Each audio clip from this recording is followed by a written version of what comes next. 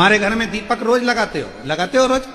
मंदिर में दिया जलाते हो? पीतल का, तांबे का, चांदी का, स्टील का, जो दिया तुम्हारे घर में होगा रोज लगाते हो। बत्ती रोज जलाते हो। 5 दिया होंगे तो कभी बदल बदल के मांझ कर, खासा कर धोकर उस दिए को लगाते हो। पर कभी विष्णु पुराण को पढ़िए। विष्णु पुराण में दीप की महिमा आई है, और विष्णु पुराण में जब दीप की महिमा को हम पढ़ते हैं तो उस दीप महिमा में वर्णन आता है कि दीप देव में इतना बल हो जाता है, रोज दीप लगता है भगवान के सामने, रोज उतारा जाता है, रोज बार बार उतरता है, उस दीप में इतना बल आ जाता है कि यदि कोई बीमार व्यक्ति है और उसका रोग समाप्त नहीं हो रहा तो वो जो दीप है जब वो ठंडा हो गया उसी दीप को पानी के अंदर डाल दिया जाता है और उसी पानी से उस व्यक्ति को स्नान कराना प्रारंभ कर दिया जाता है तो उसका रोग समाप्त हो जाता है। इतना बल दीप में हो जाता है। हमारे घर में दीपक रोज लगाते हो रोज?